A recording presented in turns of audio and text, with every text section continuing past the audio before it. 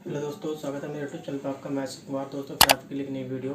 तो दोस्तों आज का टॉपिक होने वाला है TXV थर्मोस्टेटिक एक्सपेंशन वाल्व, जो हमारा मैकेनिकल काम करता है, मैकेनिकल उस पर।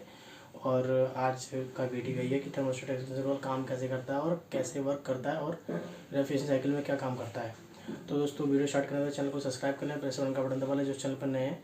तो दोस्तों आइए वीडियो स्टार्ट करते हैं और दोस्तों लास्ट तक देखना, तभी आपको समझ में आएगा कि इसका प्रोसेस क्या है। दोस्तों स्टार्ट करते हैं वीडियो। दोस्तों देख सकते हैं ये है TXV का फुल फॉर्म है थर्मोस्टेट एक्सपेंशन वाल्व। कैसे काम करता है अपने रेफ्रिजरेशन साइकिल के अंदर। दोस्तों ये जो मेन है, ये हमारा थर्मोस्टेट एक्सपेंशन वाल्व है। इसका मैंने कुछ इंटरनल पार्ट बनाया है। इंटरनल मतलब जैसे अगर काटते हैं तो कुछ इस प्रकार का होता है ये। और इसको समझाने से पहले आपको ये समझना बहुत ज़रूरी है। दोस्तों देख सकते हैं ये एक्सपेंशन वाल्व है। ऐसा कुछ आपने देखा होगा, कोई डक टेबल में लगी होती है और पैकेज इसी में ज़्यादातर ये एक्सपेंशन वाल्व मिलते हैं, TXV जैसे बोलते हैं। तो इसकी जो बैलो है, थर्मोस्टेट एक्सपेंशन वाल्व की जो बैलो है, वो हमारी एवोपरेटर की सक्शन लाइन में लगी होती है। जो हमारा एवोपरेटर जो सक्शन लाइन की तरफ जा रहा होता है, उसकी एवोपरेटर के आउटलेट में लगती है ये बल्ब। देख सकते हैं बल्ब लगा हुआ है। और उस जो एक्सपेंशन वाल्व है उसके अंदर हमारे 3 पाइप होते हैं। एक हमारा कंडेंसर का जो आउट हो रहा होता है, जो हमारे आउटर के अंदर लग रहा होता है, आउटर से होके हमारे एक्सपेंशन वाल्व की तरफ जा रहा होता है कंडेंसर आउटलेट पाइप, जो हमारा कनेक्ट होता है लिक्विड लाइन में। और ये हमारा आउटर के अंदर एंट्री कर रहा होता है। तो आपके ये 2 पाइप तो वैसे ही हो गए। एक जो तीसरा पाइप जो निकला होता है हमारा उस एक्सपेंशन TXV में, जो थर्मोस्टेट एक्सपेंशन वाल्व के अंदर जो तीसरा पाइप निकला होता है, वो पाइप क्या काम करता है उसके बारे में आपको हम बताएंगे। क्योंकि बहुतों को पता नहीं होता है, वो कहते हैं कि तीसरा पाइप किस काम की किस लिए यूज़ होता है। क्योंकि हमारा 2 पाइप से काम हो जाना है। क्योंकि ये थर्मोस्टेट एक्सपेंशन वाला हमारी जो सक्शन पाइप से सेंस करेगा उसके अकॉर्डिंग ये खुलेगा, और हमारा कंडेंसर से हमारा लिक्विड जाकर सीधा एवोपरेटर के अंदर चला जाएगा कंडेंसर के आउटलेट से। तो इसमें ये तीसरा पाइप का क्या रोल है, ये वाला जो पाइप है, ये तीसरा पाइप जो हमारा ये वाला पाइप है तीसरा, देख सकते हैं। तो इसका क्या रोल है, ये जो पाइप है दोस्तों, ये पाइप हमारा चाहे जिस लाइन में हमारा थर्मोस्टेट का बल्ब लगा होता है, आपने देखा होगा, देखेंगे आप डक्टेबल या पैकेज जैसे में आपको ये ज़रूर मिलेगा। तो वो ये जो पाइप है ये वाला, ये जो पाइप तीसरा जो पाइप है थर्मोस्टेट एक्सपेंशन वाल्व का, ये सीधा हमारा सक्शन पाइप में लगा होता है। देख सकते हैं मैंने इसमें लगा रखा है। ये डॉट डॉट जो है ये वेपर है दोस्तों, ये वाले। और ये हमारा कंडेंसर का आउटलेट है। यहाँ से रेफ्रिजरेंट आएगा, ये सेंस करेगा, इसको कमांड देगा, ये जब यहाँ खुलेगा तो यहाँ से हमारा रेफ्रिजरेंट जाएगा सीधा यहाँ से एवोपरेटर के अंदर।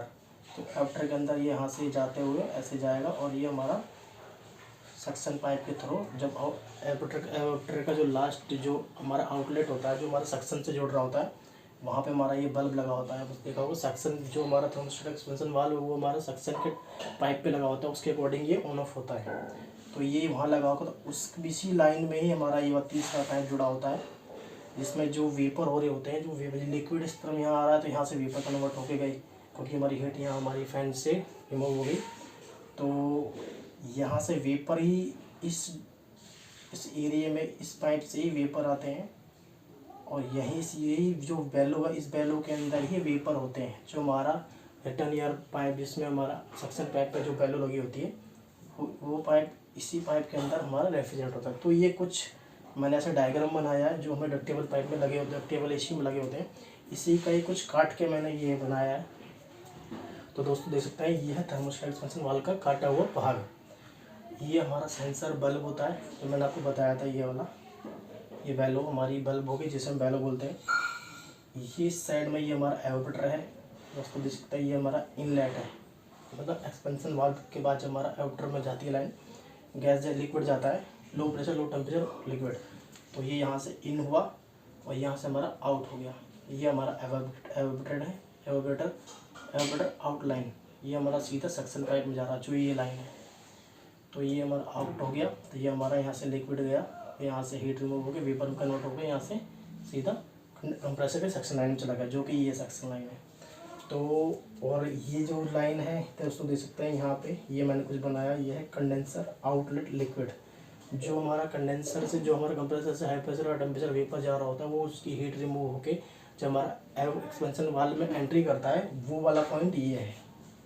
तो यहाँ से हमारा देखते दोस्तों देख सकते हैं inlet of the compressor discharge vapour high pressure high temperature. यहाँ से कंप्रेसर मान लो, यहाँ से कंप्रेसर ने हाई प्रेशर टेम्परेचर वेपर दिया तो ये ऐसे जाएगा कुछ इस तरह से जाते हुए हमारा एक्सपेंशन वाल्व में पाइप में जुड़ जाएगा। तो यहाँ पे लिखा हुआ है condenser outlet liquid LP low pressure low temperature liquid. तो यहाँ से हमारा लिक्विड एंटर किया और ये कुछ ऑन ऑफ क्लोज करने का कुछ इसके अंदर प्लेंजर होता है जिससे हम डायफ्राम के थ्रू वो काम करते हैं, जिससे हम डायफ्राम के थ्रू ये काम करता है। और आपने देखा होगा इसके ये जो नीचे जो नट लगा होता है यहाँ पे ये एडजस्टमेंट स्क्रू होता है, तो ये यहाँ पे लगा होता है। और दोस्तों देख सकते हैं ये जो तीसरा पाइप है, जिस पाइप की मैं आपको बता रहा था कि ये पाइप यहाँ कनेक्ट होता है सक्शन वाले पाइप में, तो इस तीसरे पाइप का काम ये होता है कि जो हमारा यहाँ जो वेपर जा रहा होता है सक्शन पाइप का जो वेपर होता है वो इसके अंदर जाता है। तो इसमें लिखा हुआ है connected to the outlet of the evaporator coil. मतलब ये जो एवापोरेटर का ये जो लास्ट का जो पाइप होता है, जो मतलब एवापोरेटर का आउटलेट होता है, जिसको हमारा सक्शन पाइप जिसको हम बोलते हैं, उस लाइन में ये पाइप कनेक्ट होता है। उसके अंदर क्या होता है कि ये हमारा जो लिक्विड आ रहा होता है, कंडेंसर से लिक्विड आता है, वो हीट रिमूव हुए कन्वर्ट होके वेपर कन्वर्ट होके लिक्विड कन्वर्ट होता है। तो हमारा एवापोरेटर के अंदर low pressure low temperature vapour आते हैं, उसको एक लिक्विड आता है। उसके बाद फिर वो वहाँ से रूम के अंदर उसकी हीट उसके अंदर ऐड होती है। उसके बाद जब वो वेपर में कन्वर्ट होता है तो वो सक्शन वाली जो लाइन है वो इसमें कनेक्ट होती है तीसरे पाइप में।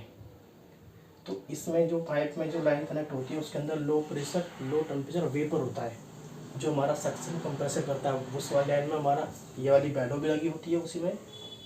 जैसे ये एवापोरेटर का आउटलेट है जहाँ पे आउट हो रहा होता है कंप्रेसर के सक्शन के लिए, तो यहाँ बल्ब लगा हुआ है, उसी लाइन में ही ये लिक्विड ये वेपर वाला पाइप कनेक्ट होता है। तीसरा पाइप जिसको मैं बता रहा था ये वाला पाइप वो इसके अंदर कनेक्ट होगा। इसके अंदर वेपर एंटर करते रहते हैं एनी टाइम। तो वेपर का जो प्रेशर होता है जिसमें वेपर ही गैस जिसे बोलते हैं गैस ही रहती है, वो गैस इस जो बल्ब होता है उस बल्ब के अंदर जो हमने देखा होगा वो कैपिलरी होती है छोटी सी लगी होती है राउंड राउंड सी, उस राउंड राउंड के अंदर ही गैस भी सर्कुलेशन कर रही होती है। ये देख सकते हैं गैस, मैंने इसका गैस जो ब्लू कलर का है वो गैस है, ठीक है। गैस इसके अंदर रहती है और जब हम मशीन को ऑन करते हैं तो हमारा जो ये टेम्परेचर जब मशीन से जब हमारा आउटडोर चालू होता है तो हमारा एक्सपेंशन वाल्व किसके पर्पस पे ऑन होता है, यहाँ एवापोरेटर का जो टेम्परेचर जो है एवापोरेटर का उसके अकॉर्डिंग हमारा ये बल्ब सेंस करेगा। सेंस करने के बाद कि यहाँ पे हीट है या नहीं है वो हमारा, तो दोस्तों मैं बता रहा था कि जब ये हमारा यहाँ से लिक्विड एंट्री हुआ तो जब ये वेपर में कन्वर्ट होगा, कन्वर्ट होने के बाद हमारा जो सक्शन पाइप में बल्ब लगा होता है, ये बल्ब यहाँ लगा हुआ है, यही बल्ब के ही लाइन में ही हमारा ये तीसरी लाइन कनेक्ट होती है जो मैंने अभी आपको बताया था। थर्मोस्टेट एक्सपेंशन वाल्व में तीसरा पाइप होता है, क्वार्टर से थोड़ा ज़्यादा साइज़ होता है उसका, वो पाइप कनेक्ट होता है। वो पाइप यहीं कनेक्ट होगा इस जगह। तो ये हमारा वेपर कन्वर्ट हुआ, यहाँ से वेपर निकल गया हमारा कंप्रेसर के अंदर सेक्शन में।